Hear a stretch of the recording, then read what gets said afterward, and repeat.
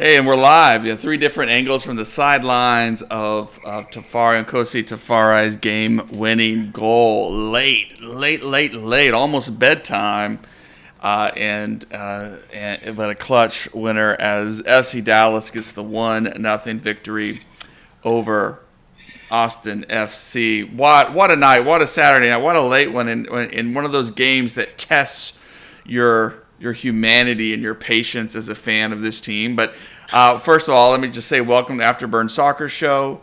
Thank you for hanging out with us tonight. Send in your comments, your questions. I'm Nathan Hill. You can follow me at Nathan J. Hill. And with me once again tonight is our buddy Jose Carmona. You can follow him at El Chico Carmona. Yeah, so let's go with those reactions. Austin FC comes to town. Austin was already wrapping up.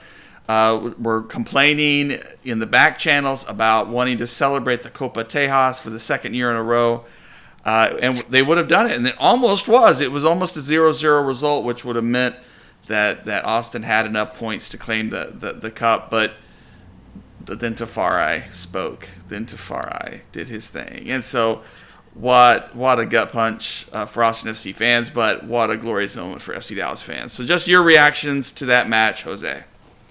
Well, I think that they got off to an ominous start when we all learned before in the game through an Austin person that Jesus Ferreira was out for the match. Right. And then we were all like, for real? We're all like wondering, right up until an hour before kickoff that, we got it's legit. So I'm just shocked to get that kind of information from someone outside of the organization first. So, but other than that, after that, it was just frustrating. The funny thing is the frustration started once Giovanni Jesus went out. Giovanni Jesus was looking like he picked up right after off of League's Cup, which is not something you can say for everybody else, right? Except for maybe Paz and Tafari. And Jesus, those three guys are the three guys that looked like they picked up right after the League's Cup. Giovanni Jesus looks like the real deal, and then he goes and gets injured, and we all love Tuamasi, but his offensive limitations were there for everyone to see. So I'm excited. Honestly, pull the rabbit out of the hat, on this one. I have to say that I actually was. I had to admit that I actually missed the winning goal because I was actually leaving work right at extra time, and I was basically listening to it on the radio, and I was basically just praying. It's like, I was looking at the clock, so it actually said 90 plus 9 minutes without a score, which was showing on my thing, and then of course the score happens and we started celebrating. But let's face it, we were all up until the goal. Nobody was really happy. None of the fans were happy with what they were seeing on the field. Yeah, it definitely was a hard-fought game. We'll hear from Nico, head coach Nico Estevez, in just a moment. But yeah, and I was on the tarmac. I had flown into Dallas for a connecting flight back home, and was just watching the game and knowing that I was gonna have to shut my phone off. The plane was taxiing, and I was hoping, and and luckily, I don't know what happened, if there was traffic on the ground or what, but we waited just long enough, and I saw that goal, and I was able to turn the phone off and be a happy passenger on that airplane. It was something else, and those kinds of experiences make soccer wonderful, right? They make it fun being an FC Dallas fan, and it's not the first late winner we have seen from this team. In years past, it's a great moment in this sport. But if you had taken our temperature, first half was cagey. Neither team really had much in control. It just really looked like FC Dallas missed Jesus in this one. They just missed that presence to make Austin, because I think Austin handled Jesus Jimenez. They didn't have to worry too much about him, and that's not no disrespect to Jesus, but just we haven't seen him really bounce. He's bouncing back from his injury and stuff. We just haven't seen him be the presence that Jesus has been, and the danger that teams have to think about. So, and Bernie Kamungo, Bernard, just wasn't the dynamic presence that we saw in the Leagues Cup. So it's just, and you expect that. In fact, well, let's go ahead and hear Nico because he does talk about this break between games that likely contributed to some of the uneven play from the squad. I think we knew it's going to be tough. First of all, because Austin is a great team, very very well coached, and really talented players in the team, and they were coming from a tough loss last week, and we knew that they're going to show up and they're going to respond. For us also, we have to take into account that it was our first game after some weeks, like I think it's 20 days, because our last game was August 6th. Then usually when you have your first game, you are a little bit sloppy. The tempo and the rhythm of the game is you are a little bit behind, and you could see that, like some sloppy touches, is like some sloppy actions, and not the way that you want it to be, and be clean to break a difficult defense, right? And more when they went to a 5 in the back with one less man, like it was difficult to penetrate. It was difficult to get into them. But what I have to say is other thing that it was really difficult. It was the heat. It was really really hot. And when people don't realize is we have been playing with the heats throughout like 2 months already, or 2.5 months, training every day, playing games, and it's very very difficult to handle mentally. And I think we had that mentality too, even that it was tough, it was hard at the end to make the difference with that goal. Man, it's I think.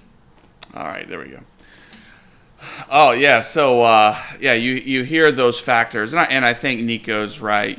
20 days from your last action, when you were at least in rhythm, and it was a very emotional match against Inter Miami, who then went on to win the Leagues Cup. It was going to be slow. It was going to be a little sloppy for this team, and then heat doesn't help. Austin had just taken a drubbing on their last game, so they were going to come in definitely with renewed sort of focus and a defensive presence. All those factors made life difficult for FC Dallas, but on top of that, you missed Jesus, and I don't know, it wasn't working. It wasn't clicking like we saw with the Leagues Cup. Yeah. And, well, let's face it, FC Dallas looked like a team that hadn't played in 3 weeks, and Austin had actually played, even though they played bad. They at least had time to shrug off the rust. And in all honesty, I think the drubbing they took made Austin basically come out and play more defensive than normal, knowing that Dallas likes teams who come after them. So Austin was basically, they wouldn't admit it, but they were being way more careful than they normally would be. And also, frankly, the red card should have changed the game, and it actually hurt FC Dallas because they probably had more chances before the red card than after the red card, and Austin, at that time had no choice but to pretty much bunker, go into the low block and defend for their lives. And frankly, Dallas has always struggled against teams that bunker, even 10-man. So it was very frustrating for the fans, for all of us to see Dallas struggling to break down a 10-man team, which, it's always frustrating when teams bunker like that, and knowing that, your team is struggling. It was close, and it had to come from a set piece. That's really the only way they're going to score. Yeah, right, and they kept pushing, they kept trying. Dallas really hasn't found their form with corner kicks as much in the past couple of seasons. I hope that will come through at some point, but those kinds of situations don't always deliver for Dallas. So yeah, it sort of plays into Austin's hands at that point. But hey, credit to Dallas for just sticking in there. You keep at it, and you find a way. And Tafari becomes your fourth striker that we didn't know we had on the roster, right? So credit to him. He's a character. Well, let's go back to the red card, the second yellow to Pereira. There's been a little chatter that people thought that was harsh, but it was the second yellow. It was warranted. It was warranted. He was already carrying a yellow, and then the foul it was a clean foul. It was basically it was an automatic yellow for that kind of foul. It was a clean. He didn't hit the ball. He hit our player in the legs. Anyone who argues with that yellow is too much of a homer, I think, because that was clean. That was inexcusable, undefensible. And if that had been an FC Dallas player, I would have still been saying the same thing. I would have said, hey, that was dumb for that player to do that. Let's face it, you're on a yellow. The last thing you should be doing is diving for the ball. Those sliding tackles. You should not be doing those. You should not even be attempting them unless they're 100% clean. Right. And that wasn't clean. It was contested. And you're carrying yellow. I'm sorry, but you play with fire, you're going to get burned. Mm-hmm. Well, RT's question here about going back to Jesus Jimenez, is it time to write him off? It wasn't a great outing for him. I was a little surprised they didn't go with Ansa, who at least had a little more rhythm, perhaps, but is still new to the team. So, yeah, it's harsh to say it's time to write him off. It's been a weird season for him, but at the same time, you would hope he'd at least be a little more of a presence in the attack, in the attacking flow at this point with his time with the team. What do you think, Jose? Well, yes, the answer is yes and no. So, Jimenez was brought in, and let's face it, he's would work better in a pairing with Jesus or another striker in a more of a 4-4-2 or any formation that has two strikers. And then what he was doing would have been, trying to hold up and stuff like that, would have been welcomed. But when he's the lone striker, what he was doing wasn't working, and that's having him next to Jesus or another striker is ideal. So he's just not right for the system. And I know that FC Dallas has flirted with playing like a 4-4-2, or like a 3 in the back and stuff like that, and where a second forward like Jimenez would be ideal.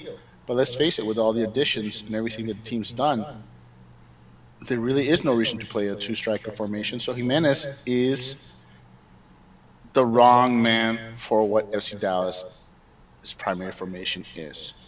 He is going to be good if they go to a secondary 4-4-2, but there's no reason to do it right now. With all the wingers you've got, all the midfielders you've got, I'm sorry, he is in the same boat as Edwin Cerrillo was. Where Edwin Cerrillo was, and mind you, had an excellent game for LAG, who won 3-0 and looked great, because Los Angeles Galaxy is playing with 2 6s, 2 defensive mids, and Cerrillo plays best in that formation. And FC Dallas can play in that formation, but they would rather not. They want the single pivot, they want the 2-8s, and so Cerrillo was, I like the kid, and he played his heart out for us, and I'm not knocking his play in Dallas. I'm just saying his best position was with another 6. And so it's a blessing for him to go to LAG, and unfortunately for Jimenez, he needs to go to a 2-striker system. So unless Dallas plans to incorporate some 4-4-2 or something like that, then the answer is yes. Unfortunately, Jimenez will never add up for this team. unless there's some kind of formation change. And frankly, I'm ready for Ansah to be given a shot as the number 2 striker because he looks more in line to what the team wants. Um, you know, what Dallas wants is a striker that can also play on either wings, so that they can then rotate. So you can have Jesus, Ansah, Obrian, and have them all just basically swap in spots. Even Velasco, whoever you put on the wings, they want their strikers and their wingers to be interchangeable, and Jimenez can only play one Yeah. position. So he kind of hamstrings what Dallas likes to do. So yeah, it's I like the guy. I still think he can help, and he can help some teams. And he should actually he's a guy that you want to bring in as a sub when teams are bunkering. But right now, like I said, unless Dallas formation changes on its way, I'm afraid Jimenez is simply in the wrong formation. Our friends over at Big D Soccer did a look at this question, Coach, on how long is Jimenez on our books for, and he looks like he is fully under contract for another season, 2024, and then there's maybe an option year after that. So, it's not bad insurance to have if Jesus does get sold. Jesus Ferreira gets sold this winter. There's been some chatter about that going on, but we'll wait and see, about that. And RT, we'll come back to our other question here in a minute. It was good to see Cerrillo get the start, see him thrive. Yes. It's still kind of weird. 300K bonus ever, because that I thought that was weird that if he had to play at least one game for them to get. It's like, have you seen the Los Angeles Galaxy? Cerrillo was immediately one of their best players and pretty much a must start for them, and they've got a ways to go from getting out of the cellar, but I think Cerrillo will become a key cog for that team. Yes, but it's I don't know. I think Jimenez can still help this team, but I see him more as a super sub. Like I said, he's the guy that you want with fresh legs coming in when teams are bunkering, like Austin was doing there at the end. We've always wanted that big, strong striker, and frankly, for what they're probably gonna be paying him, he's your new Hara. He's your new overpaid striker that isn't starting for you and coming off the bench.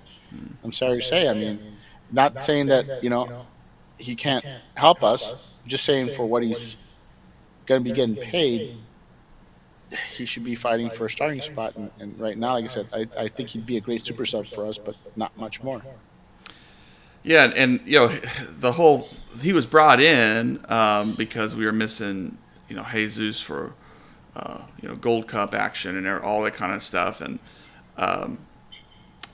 but then Jesus Jimenez gets injured and he doesn't get an extended run that we were hoping, and maybe he would be much more informed.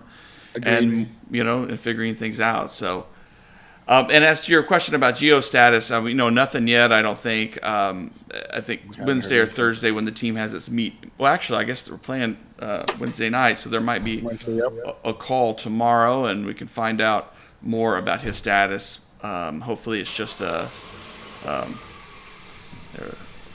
precautionary kind of thing, and he'll be back soon. But yeah, and our buddy Kuv is with us here, and yeah, we got to give Nkosi some love, and just his attitude, his personality, a really nice, I think he's due for a contract extension.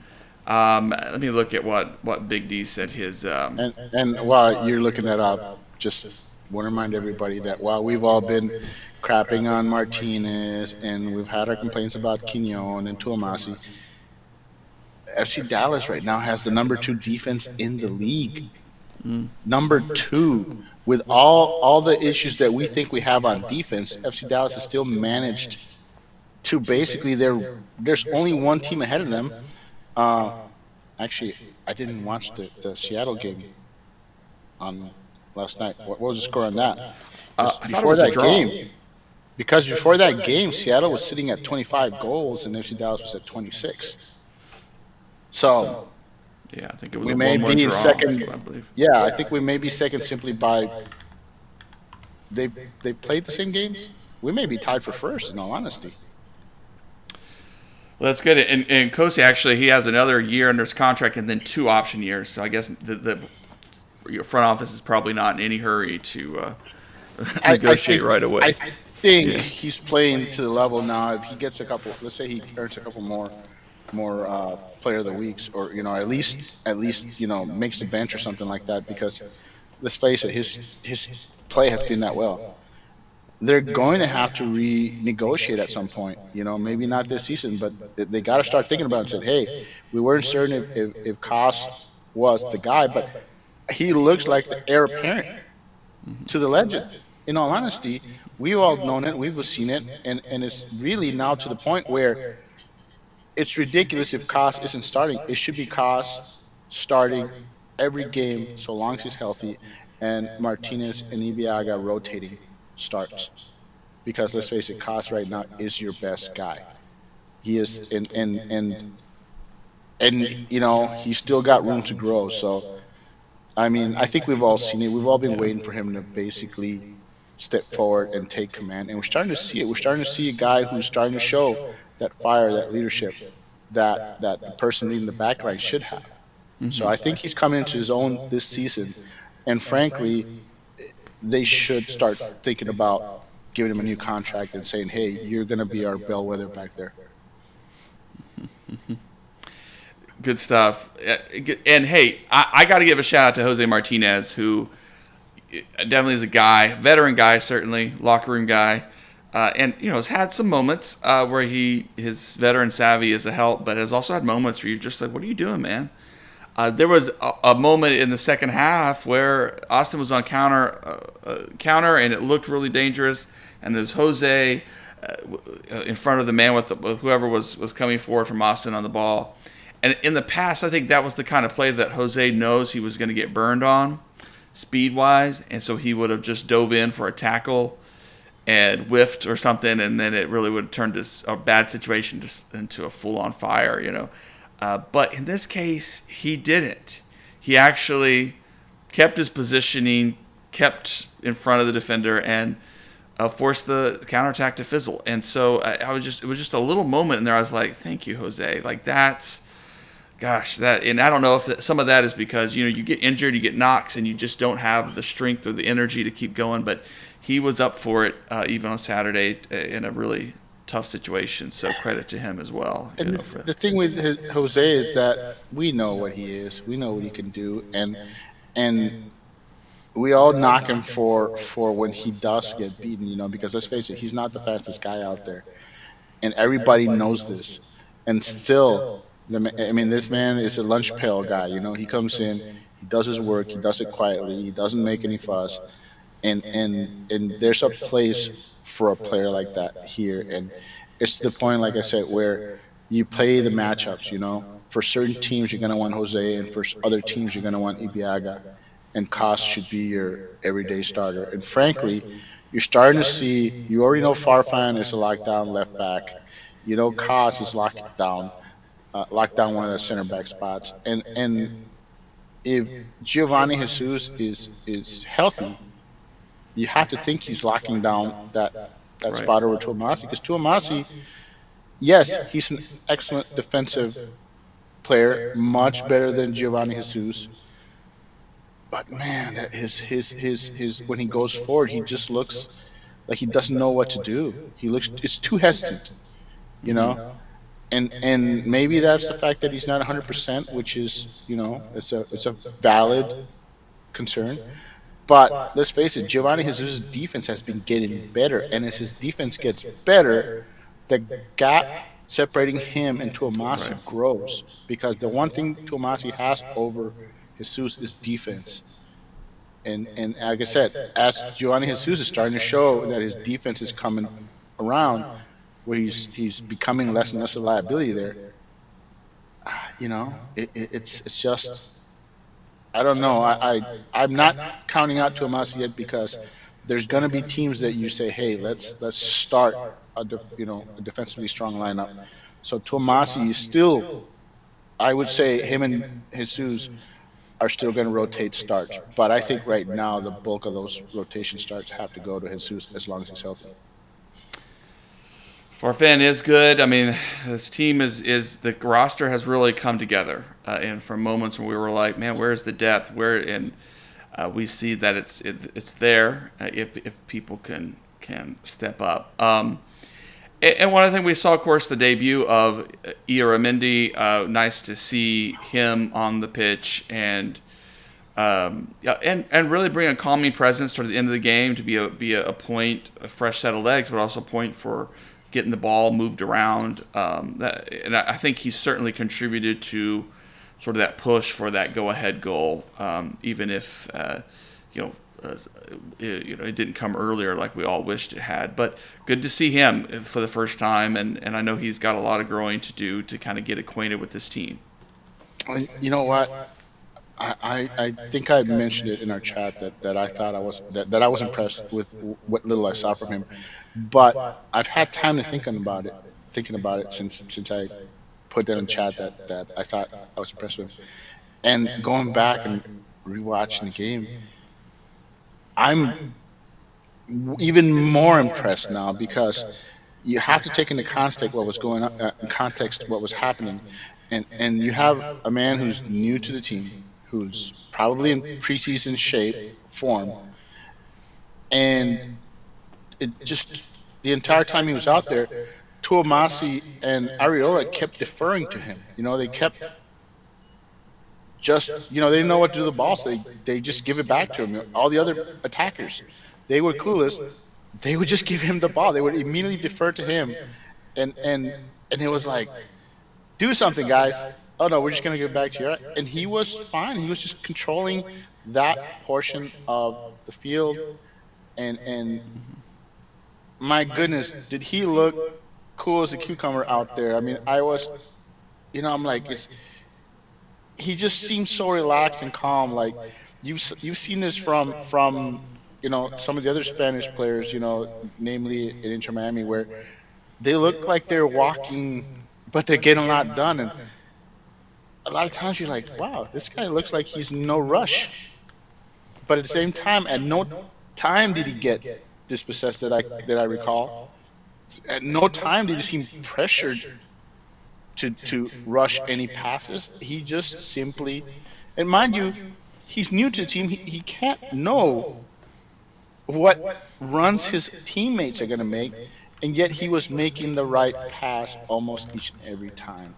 And why it wasn't offensive, there's still room for that. There's still room if you can control and dictate the midfield, if you can have that kind of player.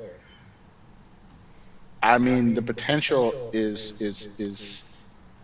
there from what I've seen. I'm impressed, and let's see once he actually gets in form what else he can do. Right. And answer me this question though. With that, I wasn't sure what position he was playing. Was he a 6 or an 8? I thought he was honestly like an 8. I think they were like the deep brother 2, and he kept dropping back like a right. a dual 6 or dual 8. It was kind of like a hybrid, wasn't it? Yeah. Because I think it was some of it was his game mode. I mean, it was his game state. It was, Austin is parking the bus. They had even gone at one point to just one center back. Martinez had come off. So yeah, at that point, I think he was kind of pushing forward a little bit. Oh, a little credit there to Dante Sealy as well for coming in for Jose Martinez and just sort of just like, I'll take guys on. Like, why aren't you guys? Of course, some of those guys out there had been out there for 90 minutes, have been taking people on, and struggling. But here comes this kid. That's what his job is. Just come out, hey, do something and create some opportunities. I actually like what I saw from Ansa and Sealy in this match. I like what I saw from Yara and from Giovanni Jesus before his injury. And it's not like everybody had a bad game. It's just there was a portion of the team that didn't really play too well. They just played rusty. They looked like I said, just a like little team that hadn't disconnect, played a in little while. timing off, all that kind of stuff. Yeah.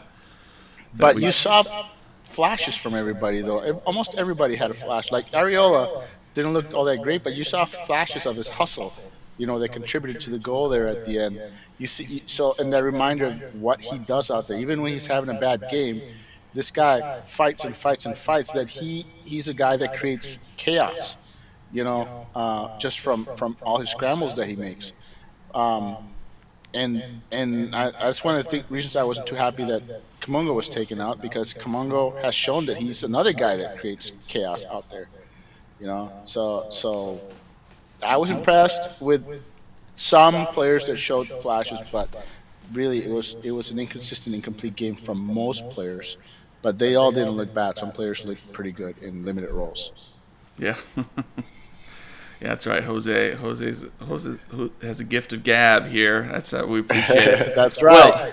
Well, but okay, so we'll come back. We'll come back and looking at the coming games. One little bit of news about FC Dallas before we just talk a bit about North Texas. Just to update everybody on where they are. We want this news here of this report from Daniel Nora that Velasco's likely getting called up for the U23s, the Argentine national team. So I think they recognized his form. It probably helps that he played against such a great game against Messi, earlier this month. Well, yeah. Technically against Busquets, I mean, he was making Busquets' life miserable. Yeah, right. That whole match, and frankly, you can honestly say that the game turned when he left the field. It really changed the entire game, and anybody can see that he was class, that he belonged out there, playing with those Spanish midfielders. And the rumor came out several days ago, actually, but this is the first time that you get like an actual confirmation that it's happening. But the rumor had been around for about a week that Argentina would be calling him up for the pre-Olympic camp, and I think we're all excited about that. Be a good experience. We're not excited that he can. Hopefully, he doesn't miss any times, yeah. But he's a player that, why wouldn't you let him go? And frankly, he's a player that, unlike Jesus, you could actually play on without Velasco, because he's been playing centrally, and apparently Iara is more of an 8 than a 6. So you could then slot Iara and Leggett together with Quignon in the back. So I think they would be able to compensate for. I'm not saying they wouldn't miss him, but it wouldn't be, say, as big of a miss as if you lost Jesus for a long time. Well, shifting over to North Texas, then we'll come back and look at this week's games for FC Dallas. But North Texas, it's not been their season. But the good news is they're not completely out of the post game. It's a really slim. I mean, they're going to need help. They need to run the table. They'll need to run the table, and they're going to need some help from other guys. So in all likelihood, they are not going to make the playoffs. I mean, there's just too many scenarios where it just hurts. But the bad thing about the 3 remaining games is the strength of schedule. Is they're going to play the number 1 team, they're going to play the number 2 team, and they're going to play like the number 5 team. So they're all 3 opponents they have remaining on their schedule are all pretty much going to be playoff. 2 of the top seeds. I may be wrong. I think it's the first team and the 3rd place team right now. But the one team that they play on the road is Houston, and Houston is a tremendous home team, and North Texas SC has struggled in Houston since the day they arrived in MLS Next. Yeah. But yeah, it was a good away victory for North Texas, one of their better defensive performances recently. Against a team, by the way, that they needed to beat, that's ahead of them in the standings. And Vancouver still, Carrera had to work, having 10 saves. Some of the saves weren't as great as others, but Vancouver certainly had their opportunities. But yeah, credit to like Corca and Nolan Norris both going full 90. Herbert Endele going 90. So those first team guys getting some crucial minutes and getting opportunity there. And Carl Sante, another good performance.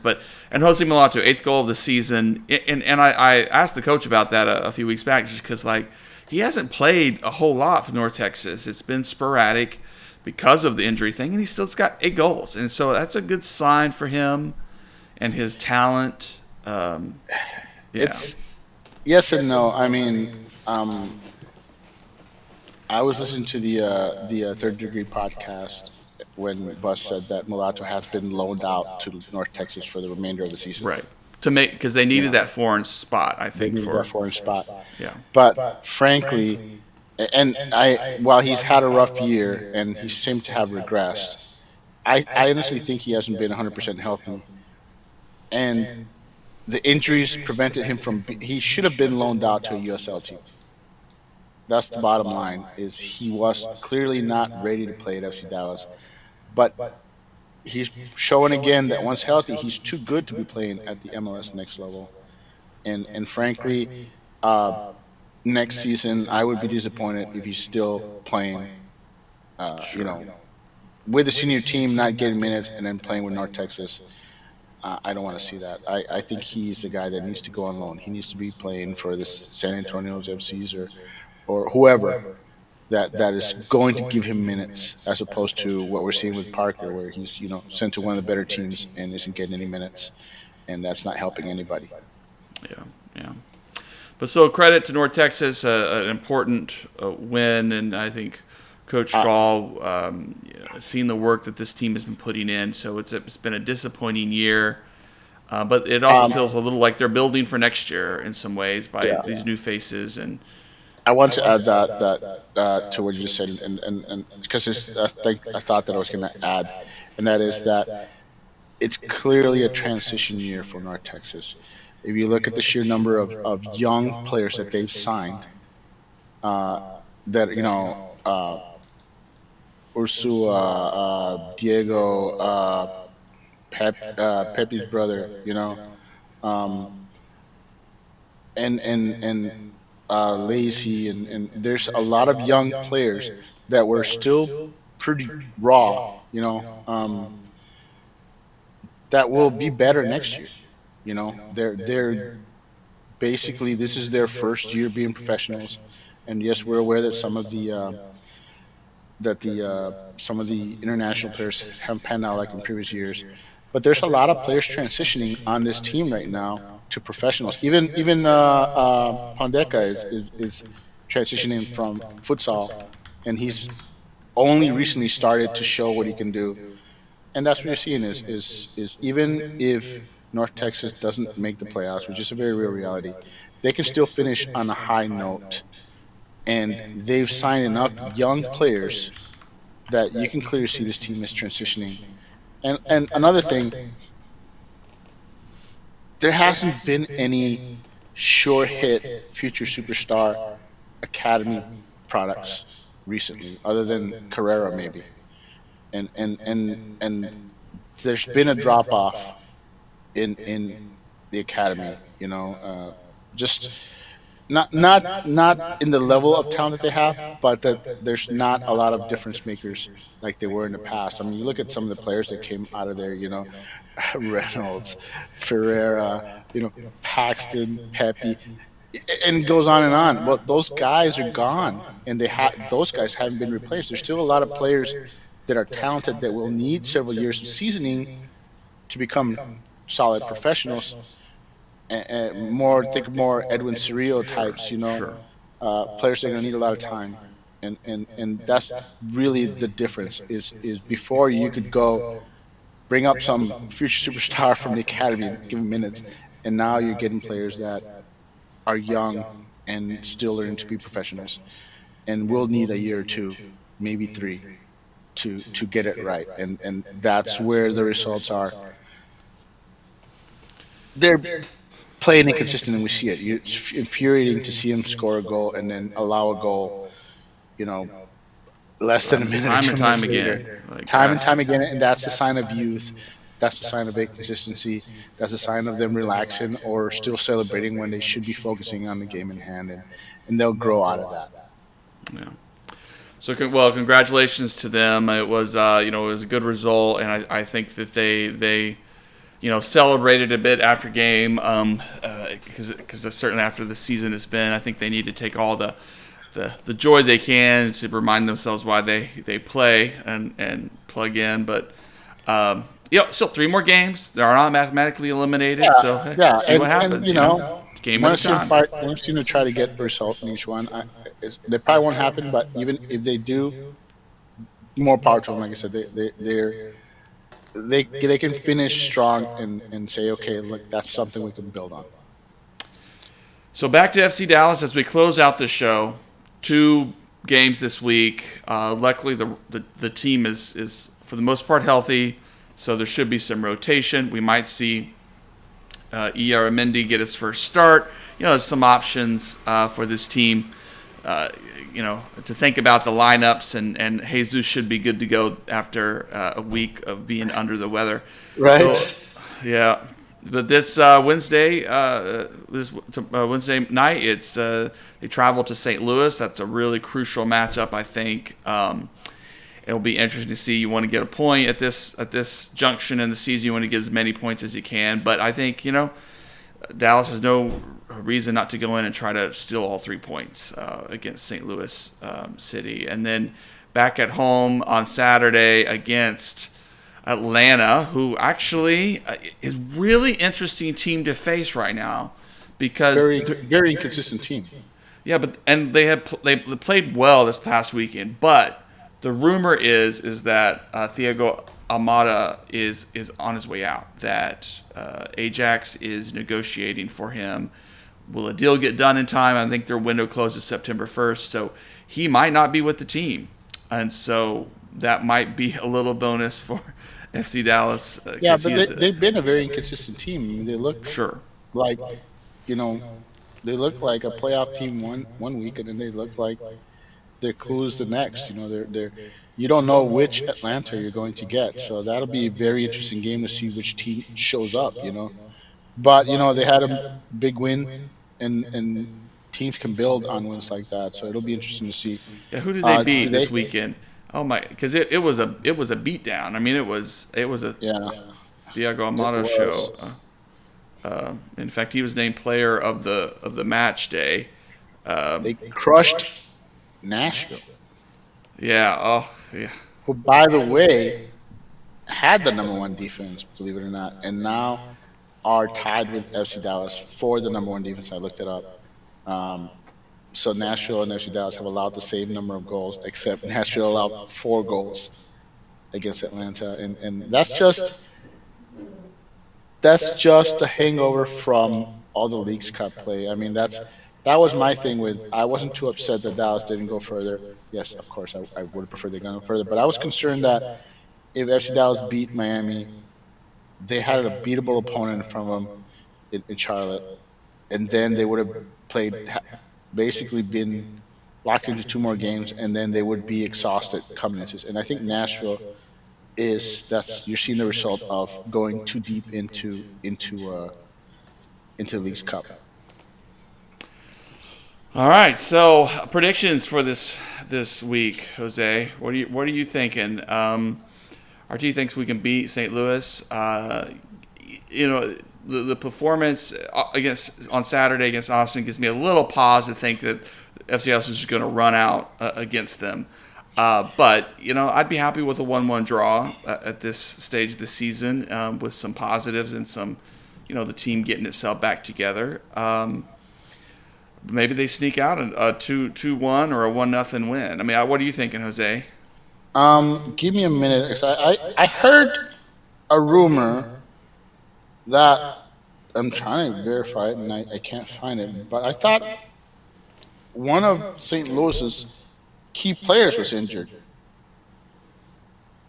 and we won't know till they release the injury reports. But I believe one of their key players is out for the FC Dallas game, and from what I hear from their fans, when he doesn't play, the team plays like crap, kind of like when Jesus doesn't play, along those lines. So I'll be watching the injury report, and I think because both teams are playing, on a short week, it'll come down to depth, and it'll come down to if the FC Dallas players that are coming off injuries and haven't get a lot of minutes, it'll come down to how they play. In all honesty, I think it's going to be a very drawish game. I think you're right, but it is a game that I think they can pull a win from. One thing that they'll have going for them is Jesus will be fresh. Yeah. So your most dangerous player is going to be fresh for this game, and yeah, I think you'll see Martinez rotate out. You'll see Ibiaga come in. You get Tomasi probably, or depending. Hopefully, if Giovanni Jesus just tweaked and it was cautionary, we get him back. Yeah, I think FC Dallas has a chance to walk out of it with 3 points, but they can't. They can't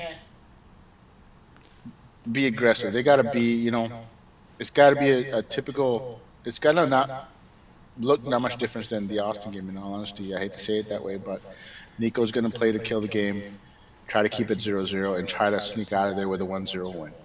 And I have faith in him. I think with a healthy, fresh-legged Jesus, I think Dallas is capable of doing that, because I think St. Louis is going to try to run with Dallas. And Dallas, for all its flaws, punishes those kind of teams. And so, yeah, I think my prediction is 1-0 FC Dallas. I do expect it to be a draw, but you know what? I'll take the fresh leg Jesus to score as a winner. Good. RT, good prediction. I like his pick even better. But I'm trying to give St. Louis their props. They're tough at home. They've been playing well.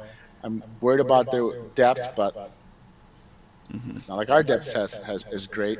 It will be great when everybody's healthy and informed, but they're not there yet. So, yeah, I think it'll be a ugly game, and I think Dallas walks out of there with a 1-goal win, whether it's 1-0 or 2-1 or 3-2. I think Dallas can pull it off.